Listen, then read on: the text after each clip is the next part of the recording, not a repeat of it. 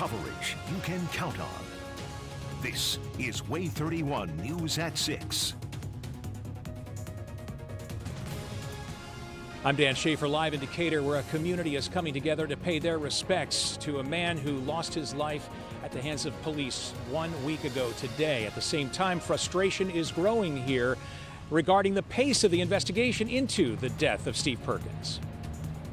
I'm Way 31 Chief Meteorologist Taylor Canoost. Cool fall weather is knocking on our doorstep. I'll let you know how chilly it's going to get this weekend coming up. And the Horton House is on its way to its newest destination. The progress made today. Hey, police, get off me!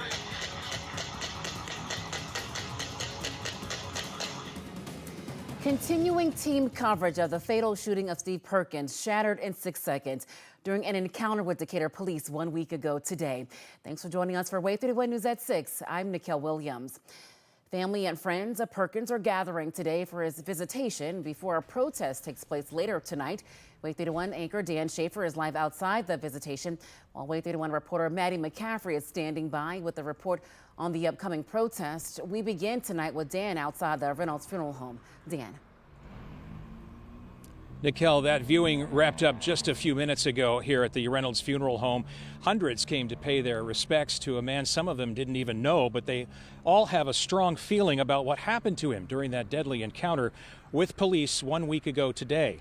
Now, police say they were forced to shoot and kill Steve Perkins because Perkins pointed a gun at them. But many in the community believe he was the victim of excessive force. We just spoke to one of Steve Perkins' cousins here at the funeral home, who seems to speak for many here in the community that are demanding action. We needed somebody to get arrested. Somebody need to be held accountable for this. I mean, they took an innocent man's life at home, and you still walking around on administrative leave or vacation, whatever you want to call it. You know, it's just, we need justice. We need justice today. Today, not tomorrow, but today. Yes, we demanding justice. They say it's going to take a little while, but well, they need to get on it. They need to get on it. They need to get on it. The Alabama Law Enforcement Agency is still investigating this shooting, and there is no timeline for when that could wrap up. In the meantime, calls from family members and activists here in the community to release evidence like police body camera footage will not happen until that investigation wraps up. Decatur Mayor and the police chief are also urging calm in this city, and they understand the frustration, but they understand also that this community needs to remain calm while this process plays out. Perkins will be laid to rest, by the way, tomorrow here in Decatur. Nikel?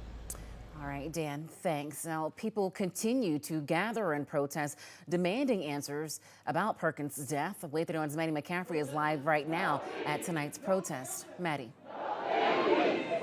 Yes, Nikel, I'm here outside the Decatur Police Department, where a lot more people have gathered since I checked in at 5. Those here are here to demand answers and protest about the deadly police shooting of Steve Perkins. I talked to some people who say they were really deeply affected by the tragedy. It's just heartbreaking to understand that, you know, someone that looks like me, that's in the same manner, a father, a hardworking man, a God-fearing man, you know, had to, you know, go through this and, you know, just lose his life and something like that. It could have been me, could have been my brother, could have been my father. It's taken a toll on me as being a father. When we lose a person in Decatur, we lose a part of ourselves. And I'm so sick of saying these names. I'm coming here out of love, but the more names we say, the harder it is to stuff down that anger. The Perkins family spokesperson is here, and he just spoke to the people gathered here, many wearing T-shirts that say #I am Steve Perkins. Tonight I'll have more coverage on Way 31 News at 10 of tonight's protest. Reporting live in Decatur, Maddie McCaffrey, Way 31 News. Maddie will have a live report with any developments from the protest tonight on Way 31 News at 10. You can watch more of our Shattered in 6 Seconds coverage on our website at waytv.com. A mother and son are both in the hospital after deputies say the son was shot in the head this afternoon. Marshall County Sheriff's deputies say the 60-year-old man and his 79-year-old mother were found at a home on Peyton Lane in Grant. ER techs airlifted the man to Huntsville Hospital. Deputies say charges are expected in the coming days. Right now, you are taking a live look above Decatur from our Thompson Roofing and Construction Sky Camera Network. The rain is clearing out and it is looking like a great night for high school football. We're going to go ahead and toss it over to Waay 31 Chief Meteorologist Taylor Canoose. Taylor, we'll have some rainy conditions now moving out of the area, but things are going to cool down a bit tonight for football. Yes, finally a football weather kind of night ahead of us. It's going to be cooling down here pretty quickly. And we never really warmed up all that much today thanks to the lingering rain and clouds this morning and early this afternoon. 31 triple Doppler showing completely dry conditions across North Alabama. Some lingering clouds around DeKalb County should be out of there very soon. So we're looking at mainly clear skies moving forward for the rest of the night tonight, and likely going to be dry for all those high school football games as well. Our big game Friday night game of the week is Scottsboro visiting Gunnersville. A mainly clear sky and cool temperatures expected. Should be around 67 at kickoff and not much change around the end of the game. Still in those mid 60s at that point. One thing we're going to be watching overnight tonight is not just the cool down, but also a little bit of an increase in the winds. That's thanks to the cold front passing through our area. So after midnight tonight, it is possible that we get gusts to reach upwards of 30 miles per hour. That type of wind won't stick around too long, but it is going to remain fairly breezy during the day Saturday with a steady north wind around 10 to 18 miles per hour. And that will add to the chill factor in the air. Yes, we are talking wind chill early tomorrow. It could feel like the low to mid 40s early in the day on Saturday. I'll let you know how low those actual temperatures are forecast to drop, especially on Saturday night, coming up here in a few minutes. All right, Taylor, we'll see you then. Don't let the weather catch you off guard. Download the Waay 31 Storm Tracker weather app. It's free to download. All right, now the historic Horton House is on its way to Decatur. New at 6, Waay 31's Jillian Kay caught up with the nonprofit organizers making the move happen. This is where the home of Judge Horton is expected to end its journey early Sunday morning. Judge James E. Horton Jr. was the presiding judge of the Scottsboro boys' trials held in the 1930s. Now his $1.2 million home is traveling through Greenbrier, down Old State Highway 20, and crossing the Tennessee River Bridge to its new location on Church Street in Decatur. Celebrating early Old Town art is the nonprofit behind the move. Their founder, Francis Tate, explains what the move and Judge Horton's legacy mean to the community. And just think what this is going to do to North Alabama. We will be on the first stop coming from the north on the Civil Rights Trail. So this is huge. Tate hopes this move will provide a long legacy for the Scottsboro boys and Judge Horton. In Decatur, Jillian Kay, Waay 31 News. Jillian, thanks. A case of love or coercion. Tonight's episode of 2020, right here on Waay 31, will share never-before-seen footage that reveal more about the dramatic jailbreak of accused killer Casey White and his romance with his jailer. ABC anchor Deborah Roberts traveled to Lauderdale County to learn more about Corrections Officer Vicki White and how her relationship with Casey White developed. She also spoke with one of the lead investigators on the case who remembers the day of Casey White's escape like it was yesterday. I received a phone call from the lieutenant over investigations. He said, Vicki is missing. I could hear the panic in his voice. Then I found out it was Casey White. I immediately become fearful. Why? I know Casey's past. I know Casey is a violent person. She also sat down with Vicki's friends and co-workers who say their initial fear was that he forced her to help him escape and took her hostage. Tonight's episode of 2020 starts at 8 o'clock. Stay right here after that 2020 special. Waay 31 anchor Dan Schaefer will be watching it with Vicki White's boss at the time and the man who brought Casey White in, former Lauderdale County Sheriff Rick Singleton. He'll share his thoughts in an exclusive interview doing Waay 31 News at 10. And of course, later, it's Big Game Friday night here and airing on Channel 31.6 at 11. And of course, if you missed the premiere of Look Back, Don't Stare, the Battle of Mogadishu, 30 years later, you can watch it on WayTV.com. Governor Ivey directs more money to support victims of sexual violence in Alabama. Details after the break. And how one Shoal city is celebrating Oktoberfest. We'll give you a look at the festivities next. Certainly going to feel like fall this weekend. We had highs in the 70s today. It's going to be even cooler by tomorrow afternoon. A look ahead to the fall chill coming our way after the break. Coverage you can count on. This is Way 31 News at 6 with Dan Schaefer, Nikel Williams, Chief Meteorologist Taylor Knust, and sports with Nolan Knight.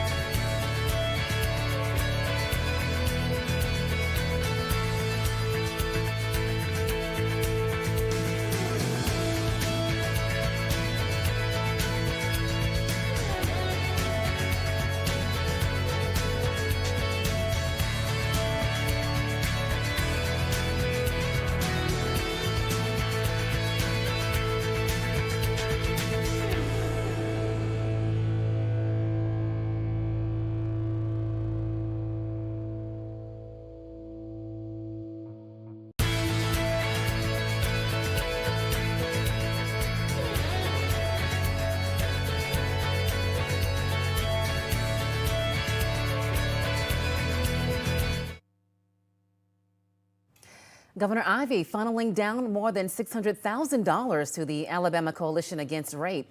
People who are victims of sexual violence can request legal support from the organization via their website. The coalition also works to educate the public about abuse victims. It also trains those who will work directly with victims through medical and law enforcement fields. Governor Ivey releasing a statement saying, quote, "I commend the coalition for their efforts to provide timely professional assistance so victims can seek justice against their offenders and return to their normal lives." Well, job gains in the U.S. are growing at an unprecedented rate. The Alabama Department of Labor says there were just over 2,000 unemployment claims the week ending September 30th. That's significantly low. The latest U.S. Department of Labor report shows 336,000 jobs were added last month in the country. That increase is well above economists' expectations. President Biden crediting the robust economy to his policies. It's no accident. It's Bidenomics. We're growing the economy from the middle out, the bottom up, not the top down. Economists say the Federal Reserve will use these latest numbers to determine whether or not to raise interest rates again. Well, you still have time to check out the annual St. Florian Oktoberfest today in Florence. You can visit over 100 vendors, food trucks, arts and crafts tents, and a beer garden. You can also enjoy some live music, a car and truck show, plus a massive barbecue competition. Festivities kicked off today at 5 and will last through Saturday. It's at the St. Florian Park grounds. The family-friendly event is free and open to everyone. Now, Waay 31 Storm Tracker Chief Meteorologist Taylor Knust with 31 Triple Doppler.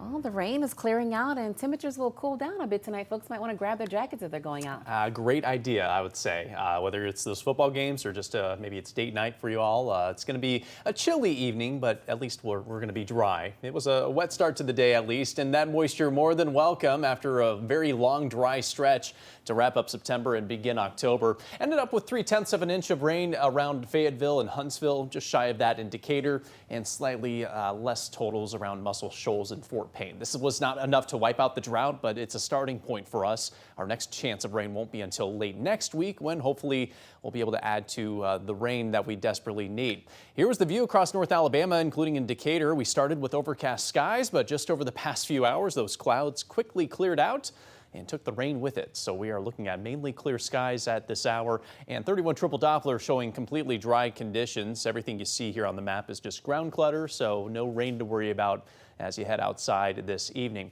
Temperatures at this hour actually look very nice. It is 74 in Huntsville, 70 in Athens, still 78 in Muscle Shoals. A little cooler around Sand Mountain where the clouds held on a little bit later today. So some upper 60s right now in Guntersville as well as in Fort Payne. Here's your evening plans. We're looking at clear skies, a bit of a breeze out there to make it feel a little cool. And those temperatures will be dropping back to the 60s here over the next couple of hours. Later tonight, early Saturday, get ready for some of the coldest temperatures we have seen since the spring. We're talking lows in the 40s for everyone. Down to 46 in Scottsboro tonight, 44 in Skyline. Hazel Green, 45 your forecast low overnight, 47 in Huntsville. Farther west, 46 in Moulton through Town Creek, and a forecast low of 47 degrees in Cherokee. That combined with a steady north wind, it may feel like the low 40s tomorrow morning. Yes, we are talking about a wind chill that will be back in play for us early tomorrow. Here are the forecast actual temperatures for Saturday. Certainly cooler than average and way cooler than it's been in recent weekends. You're looking at those afternoon temperatures only in the mid 60s. Yes, we'll have sunshine, but it's also going to be a bit of a breezy day tomorrow, so you will want to have that hoodie or jacket handy throughout the day on Saturday. A high of 65 tomorrow in Guntersville, 68 in Decatur, and 69 degrees in Muscle Shoals. And then get ready for even colder temperatures Saturday night. Yes, there are a handful of spots that could very well fall to the upper 30s on Saturday night. How about 36 in Fort Payne, 39 in Scottsboro, and 38 in Fayetteville. This should be just warm enough for us to avoid frost, so we're not too concerned about that, but still it is going to be awfully cool to kick off the day on Sunday. Meanwhile, Alabama on the road visiting Texas A&M. We're still looking at a dry forecast, partly cloudy sky, beautiful temperatures in the low 70s throughout that game tomorrow afternoon. Closer to home, it's going to stay completely clear the entire weekend. The cold front that brought us the rain last night and early today will continue to surge southward. Yes, it will be breezy on Saturday, but those winds will die down Saturday night, and it should be much calmer on Sunday thanks to high pressure drifting closer to our area and keeping things very pleasant as we wrap up this upcoming weekend. 10-day forecast shows that we will see a bit of a warm up heading into next week. Breezy conditions expected on Monday, but Tuesday and Wednesday are going to be phenomenal. After that, our next front moves our way Thursday and Friday, bringing us our next opportunity at some showers. Friday night in Alabama. It's time for Big Game Friday Night. Coming up next in sports, a live report from our Big Game Friday Night Game of the Week when Waay 31 returns.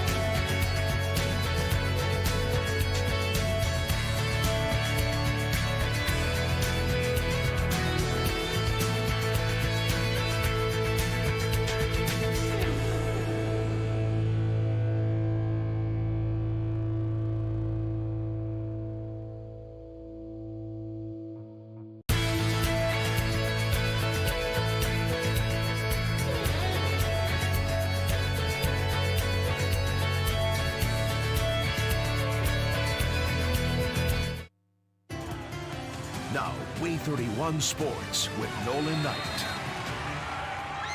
A brisk fall October Friday night. Football is in the air here in North Alabama. Week 6 of the high school football season is here, and tonight, big game Friday night returns, and man, are there some important games taking place this evening. Just like at our big game Friday night game of the week, where an undefeated Scottsboro team travels to undefeated Guntersville in a battle of the Wildcats. And standing on the sidelines of tonight's game is our own Xavier Wary. How's it looking out there? Well, Nolan, I'm on the sideline of Scottsboro, and their fans are already pulling in. But let me go ahead and pull in head coach Chris Bell. Coach, thank you so much for joining us. Appreciate you having us. Yeah, so look, last time I spoke with you, you all were playing Arab, and you all came out 28-14. I'm expecting the same results tonight, so I need you to be our good luck charm right here. I'll do the best I can, Coach. Listen, you were telling me that this Guntersville team, they are a really good ball club. What makes them so special? Well, they're complete. They're great, really good on defense. I think they're offensively, they're certainly the most complete team we played. They throw it well, they run it well. They had a good offensive line, and they're very, very sound in the kicking game. So they're good in all three phases.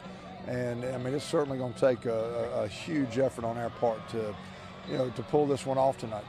Both teams are 5-0. Earlier at 5 o'clock, I spoke with Coach Reese about the importance of winning a region title. Scottsboro has not been region champion since 2016. If you win this game, you're really in the driver's seat. Talk about why it is so important to make sure that you win your region. Well, I mean, it's just a feather you can put in your cap. It certainly helps you in the playoffs. But, the one thing, you can't get too caught up in that, because that's one of those things that, it adds that external probably pressure a little bit. You really just want your kids to come out, play loose, play free, and, just like it's any other ball game. Now, it's not, but you want to play like it is. You want to just have that, we're looking for total release from our guys and just to play free.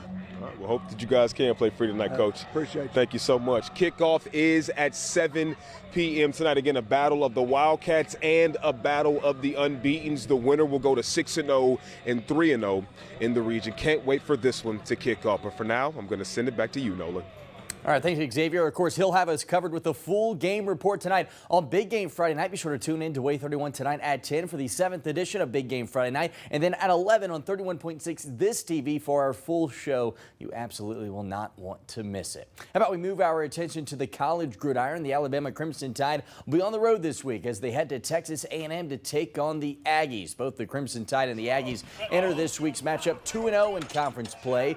But for the Aggies, they are now without their starting quarterback, Connor Wegman, who is out for the rest of the season following a foot injury. And now the Aggies will call on Max Johnson to lead the team, who played against the Tide back when he was with LSU and Jimbo Fisher in Louisiana. And head coach Nick Saban knows that this backup has plenty of talent.